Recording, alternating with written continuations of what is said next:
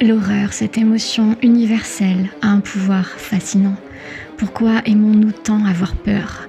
Pourquoi à la fin des années 80 et dans les années 90, des collections comme Pocket Terror ont-elles autant marqué l'imaginaire collectif ?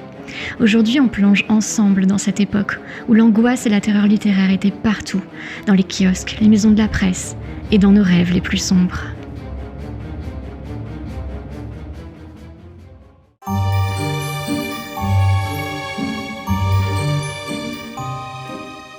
Bonsoir à tous et bienvenue sur l'Arbre à secret. Je suis Nyx Psychopapès, je suis votre hôte. Aujourd'hui, j'aimerais vous parler d'une collection qui est particulièrement chère à mon cœur. Une collection pour laquelle j'ai été absolument biberonnée dans mon enfance et mon adolescence. C'est la collection Pocket Terror. C'est pour moi bien plus qu'une série de livres. C'est véritablement une fenêtre ouverte sur la psyché humaine. C'était pour moi une initiation au maître de l'horreur quand j'étais adolescente, mais aussi une vraie quête d'identité. J'avais à peu près 12 ou 13 ans quand j'ai découvert cette collection. Et je me souviens, à l'époque, c'était tellement facile de trouver tous ces petits livres noirs avec cette typographie rouge si reconnaissable dans les maisons de la presse, dans tous les petits villages, dans des villages de montagne, dans des petites villes. C'était extrêmement populaire, très peu cher et si accessible. C'était pour moi un trésor, une promesse, un frisson, une plongée dans l'interdit, évidemment. À cette époque, je cherchais vraiment à incarner mon identité gothique en devenir. Et j'étais en quête d'âme damnée, d'âme sœur damnée, avec qui je pourrais connecter par rapport à toutes ces questions. Et Pocket Terror, c'était le moyen de vraiment vivre ces thèmes qui me fascinaient. La possession diabolique, les esprits frappeurs, la sorcellerie. D'aussi loin que je me souvienne, tout ça a commencé quand j'avais 10 ans et que j'ai supplié mon grand frère de me montrer L'Exorciste. Et je me souviens, il y avait cette petite cassette maudite sur laquelle il avait enregistré le film qui passait très très tard le soir, sur les jeudis de l'angoisse sur M6, il me semble.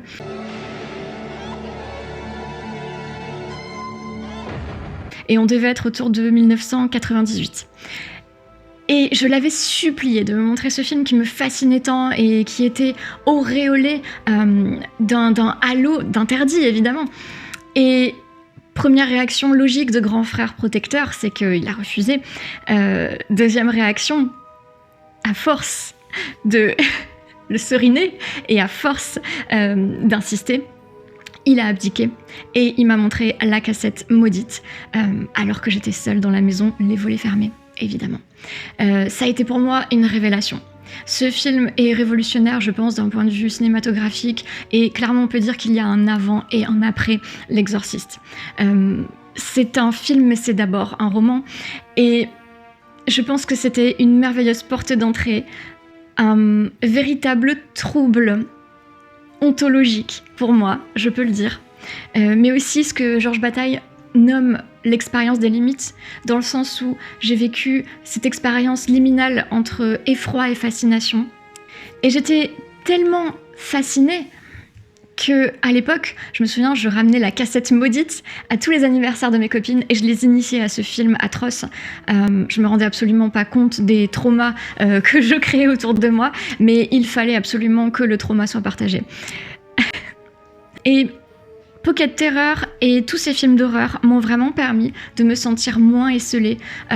C'était une manière facile d'entrer en contact avec des gens qui avaient exactement les mêmes centres d'intérêt, les mêmes penchants un peu sombres, la même impression de venir d'une autre planète, d'une planète de manoirs hantés et de sorcières et de vampires et de créatures extrêmement dépravées.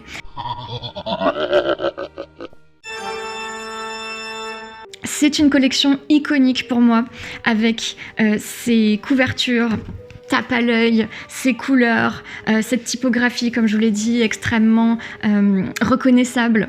Ça m'a fait découvrir des auteurs très connus, des auteurs méconnus. Ça m'a permis aussi de nouer avec quelque chose qui était bien plus qu'un plaisir coupable. C'était une véritable initiation, mais aussi un refuge, comme vous l'avez compris. Donc la question que je souhaiterais me poser aujourd'hui, c'est pourquoi et comment Pocket Terror a fait pour fasciner toute une génération. Et j'aimerais justement travailler cette question à l'aune d'une étude psychosociologique des années 90-2000. Alors, je vais essayer de faire ça de manière assez concise, donc forcément, il y aura des gros raccourcis et un choix particulièrement porté sur les civilisations américaines, mais ça reste tout de même une initiation et une introduction absolument accessible à tous. J'aimerais juste remettre en contexte pourquoi dans les années 90-2000, on a été si fasciné par ces récits d'horreur et pourquoi Pocket Terror a si bien fonctionné chez nous. Si vous avez grandi dans les années 90, vous avez très certainement vu ces petits livres noirs et rouges. Ça, c'est pas le bon livre, c'est Fleuve Noir.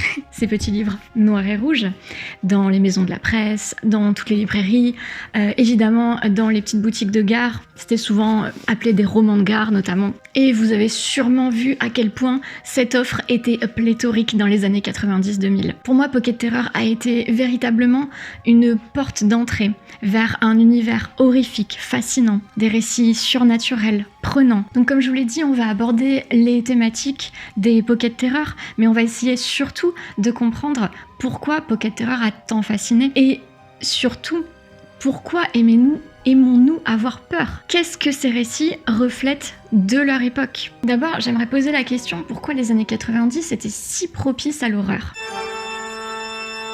Les années 90, c'est une période d'angoisse collective, véritablement. On sort à peine des années 80 qui ont été marquées par la guerre froide, les catastrophes nucléaires, l'émergence du sida, une maladie qui cristallise des terreurs profondes autour du corps, de l'amour, des relations et de la sexualité, évidemment.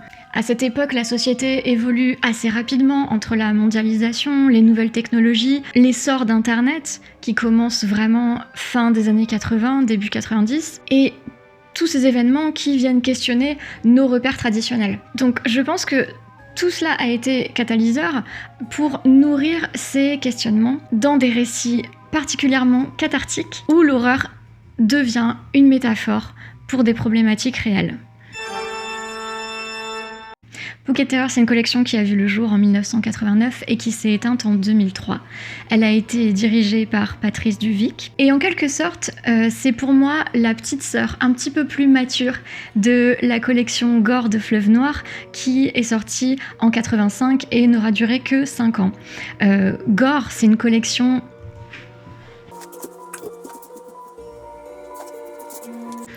Voilà, c'est mieux. Gore, c'est une collection particulièrement tape à l'œil, mais que je trouve vraiment savoureuse, avec tout le temps des récits, alors évidemment interdits aux moins de 18 ans, des éléments très tabous qui sont traités. C'est du no limit, Gore. Et pas trop de subtilité, mais c'était justement tout l'intérêt de Gore. Avec Pocket Terror, on est sur une collection beaucoup plus subtile. On est sur... Bon, déjà, on peut le voir aux couvertures, qu'on est sur quelque chose de quand même un petit peu moins flashy, mais quand même. Là où Gore avait un caractère particulièrement transgressif, qui a d'ailleurs énormément choqué les parents, les associations de parents. J'imagine tellement les enfants être attirés par ces couvertures avec leurs magnifiques couleurs et leurs illustrations particulièrement gore, tout simplement. Et moi, je sais que j'aurais fait partie de ces enfants des années 80. Voilà, c'est juste pas ma génération, je suis la génération après. Et pour nous, Pocket Terror, c'était du pain béni dans le sens où on avait quelque chose d'extrêmement subtil, on avait une approche beaucoup plus mature, beaucoup plus psychologique aussi, avec un public plus large, un peu moins niche, hein, c'est sûr. Et donc là, on n'est pas sur des romans aussi courts que Gore, on est sur des romans quand même au minimum de 300-400 pages, avec une véritable maîtrise stylistique et narrative. Donc il faut savoir qu'en à peu près 15 ans, Pocket Terror a publié 300 ouvrages et qu'il a véritablement su fidéliser son lectorat. Donc Pocket Terror, c'est vraiment une fusion des genres. On a à la fois l'exploration de l'horreur psychologique, du body horror, on a de la dystopie, on a du fantastique horrifique, on a beaucoup de récits vampiriques, surnaturels et des incursions dans le thriller, évidemment. Donc une large part des titres traduits proviennent des États-Unis et du Royaume-Uni. On a des grands auteurs comme Graham Masterton, Dean Koontz, Stephen King, évidemment. Alors moi, ce que j'aime particulièrement chez Pocket Terror, c'est que on a une place très belle qui est faite aux femmes aussi.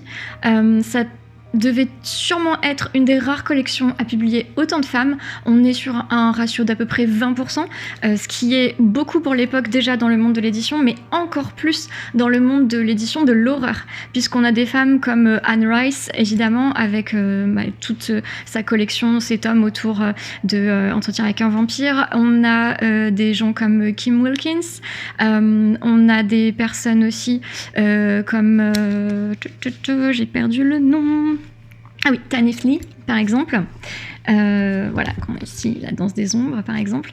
Donc, premièrement, pourquoi Pocket Terror a tant fonctionné ? Donc, comme je vous l'ai dit, d'abord, on a des couvertures iconiques, avec de belles couleurs, des réalisations graphiques de qualité qui attirent l'œil. Dans les maisons de la presse, ça se vendait comme du pain béni. C'était assez difficile, d'ailleurs, de tirer son épingle du jeu. Il y avait beaucoup de choix. Et il fallait justement rivaliser d'imagination et d'attractivité pour être intéressant au niveau compétitif. Donc ça, c'est une première chose. Une chose qui est absolument importante, c'est le prix. Donc là, comme vous pouvez voir, le prix qui est encore marqué en francs. Ça, j'aime beaucoup. C'est mon petit kink nostalgique. Donc là, on peut voir 33 francs. On est à peu près sur ce prix-là, 30-40 francs. Ce qui est l'équivalent aujourd'hui... Pareil, on est autour de peut-être 5-6 euros, quelque chose comme ça. Donc forcément, avec un prix qui est attractif là aussi, ça attire un public plus jeune. Et c'était hyper facile à trouver, on en trouvait dans les boutiques de gare, dans les maisons de la presse, dans toutes les librairies, en supermarché. Moi, j'ai fait toute ma culture vivant dans un petit village un peu loin, sans transport en commun à l'époque. Tout simplement, je me faisais ma culture livresque quand j'allais faire les courses à Leclerc avec mes parents. C'est un peu triste, mais en réalité, ça m'a vachement sauvée. Le rayon, il n'y avait même pas de Cultura à l'époque, donc c'était vraiment juste le rayon livre de Leclerc, mais qui était assez fourni. Et donc, mes parents me demandaient si je voulais aller faire les courses avec eux, ce qui peut paraître absolument fucking boring, mais moi je disais toujours oui, parce que je savais que j'aurais toujours le droit de glisser un petit livre, un petit CD, une petite cassette audio dans le caddie au moment de payer. Et en fait voilà, c'était mon petit plaisir. C'était assez drôle parce qu'il y avait comme une espèce d'entente tacite entre mes parents et moi, où ils me donnaient pas d'argent de poche, mais j'avais le droit de glisser le petit livre, le petit CD, hop, juste avant de payer. Et personne ne disait rien. En fait, c'était très drôle parce qu'il y avait même pas de tiens, qu'est-ce que t'as pris ? C'était juste ok, c'est normal, elle fait son petit choix. Donc toutes les semaines ou toutes les 2 semaines, je repartais avec mon petit Stephen King, mon petit Anne Rice, enfin voilà, c'était assez mignon pour ça. Évidemment, ce qui est très important avec Pocket Terror et pourquoi ça a marché, c'est le choix des thèmes. On est sur des thèmes beaucoup plus psychologiques qu'avec Gore. La société a aussi évolué, elle est en proie à des questionnements, à des peurs qui sont beaucoup plus présents, je pense, que dans les années 70-80. Donc on a des peurs comme celle des mutations corporelles avec Tchernobyl, des peurs autour de la maladie, notamment avec le sida forcément. Beaucoup de films et de livres vampiriques qui sont sortis à ce moment-là évoquent en filigrane cette question du sida, avec ces rapports justement de fusion, transfusion, de liquide, de sang qu'on s'échange. Donc forcément, la connotation était assez lourde. On a aussi des questions autour de la guerre, autour de la technologie, autour de la manipulation mentale, bien sûr, avec les nouvelles technologies en plein essor à cette époque. Des questions de trauma, des questions au niveau... cauchemar collectif, avec bien sûr des menaces surnaturelles qui font écho à la guerre froide, notamment. Et Pocket Terror, c'est aussi un effet générationnel. C'est-à-dire que c'est une lecture beaucoup plus mature pour un public qui, par exemple, souhaite passer de ça à ça. Et vous comprenez, on a tous adoré ça, on a tous adoré les collections Chair de Poule, mais à un moment donné, passé la fin du collège, on avait envie de quelque chose d'un petit peu plus profond, psychologique. La grande question qu'on est en droit de se poser, c'est pourquoi Pocket Terror a disparu, en 2003 qui plus est. Pour moi, il y a plusieurs raisons à cette disparition. Notamment le fait que dans les années 2000, on s'intéressait beaucoup plus au fantastique. On a notamment des grands films comme Le Seigneur des Anneaux, Harry Potter qui sont sortis début 2000.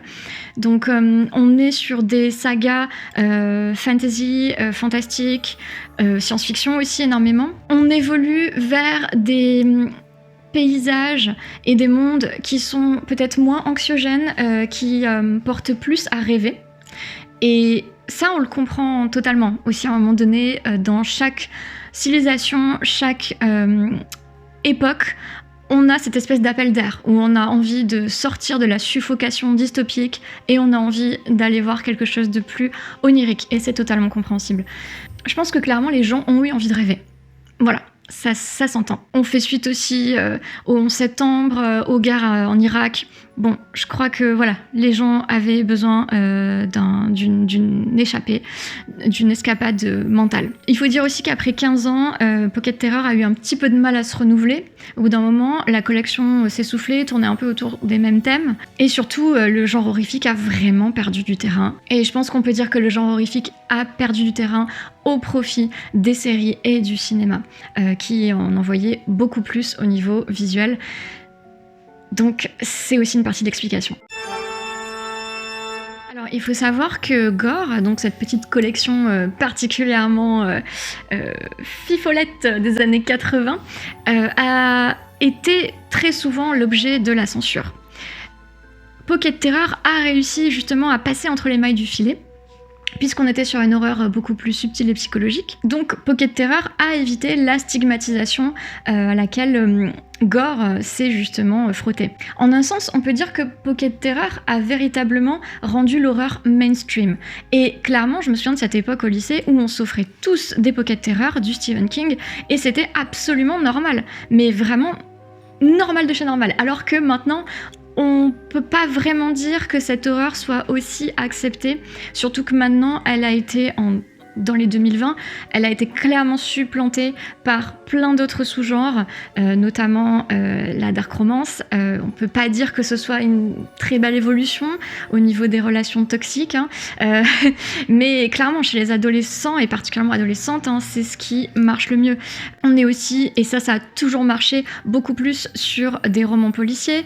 On est aussi sur je trouve un approvisionnement assez fort en science-fiction, en questionnement réel au niveau sociétaux, avec des peurs dystopiques qui sont très bien mises en avant, mais c'est clair que la place laissée au fantastique et à l'horreur pure, elle est vraiment gringalette. Et même aujourd'hui, quand on va dans des très grandes librairies, la dernière fois je suis allée dans un très grand Gibert et c'était super agréable de voir qu'il y avait une belle section consacrée à l'horreur, mais quand on regarde la section consacrée à la dark romance d'un côté, aux policiers de l'autre, voilà.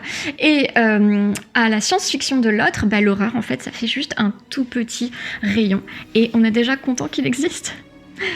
Donc, d'après Noël Carroll, dans son ouvrage The Philosophy of Horror, on a une citation que je trouve très intéressante. « L'horreur nous confronte à des transgressions fondamentales, des frontières humaines entre vie et mort, entre humains et non-humains. » Et c'est justement ça qui me plaît là-dedans, c'est cette exploration des frontières, cette exploration du liminal, cette exploration d'un monde en plein bouleversement. On est clairement sur une époque aussi de forte méfiance. Dès qu'on arrive à la fin d'un siècle, il y a toujours cette angoisse fin de siècle sur qu'est-ce qu'il va advenir après. Donc on avait l'angoisse de l'an 2000, le bug de l'an 2000. On avait aussi ce rapport comme je vous l'ai dit, à la maladie, mais aussi à une grosse méfiance autour des institutions, une grosse méfiance notamment dans le gouvernement.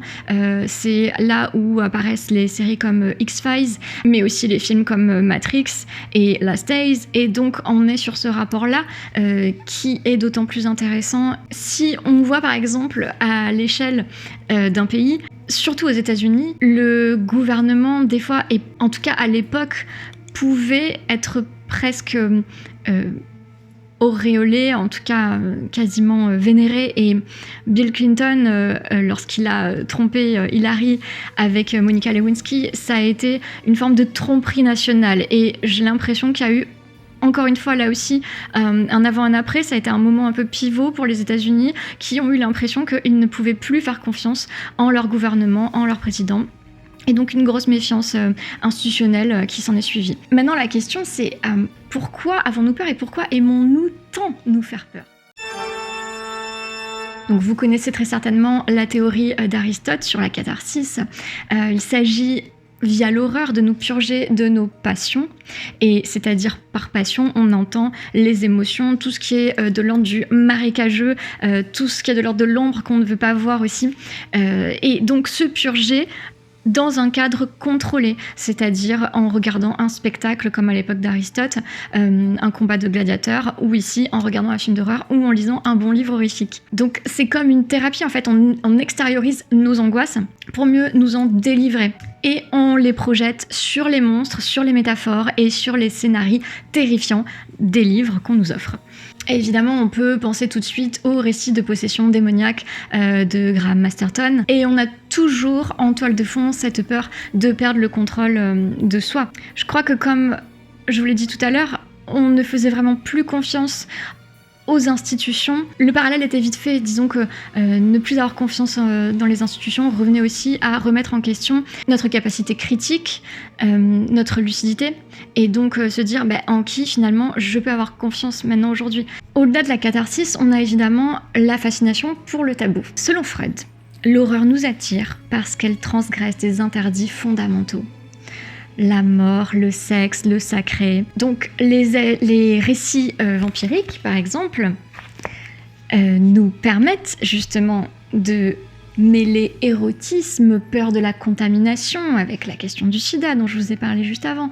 On a une autre théorie que je trouve très intéressante sur la question de la gestion de la terreur. Et donc cette théorie postule que l'horreur nous aide à accepter l'inévitabilité de la mort à travers des récits monstrueux et horrifiques. Voilà, vous lisez du Stephen King, vous lisez du Graham Masterton, vous lisez du Richard Matheson et, et tant d'autres.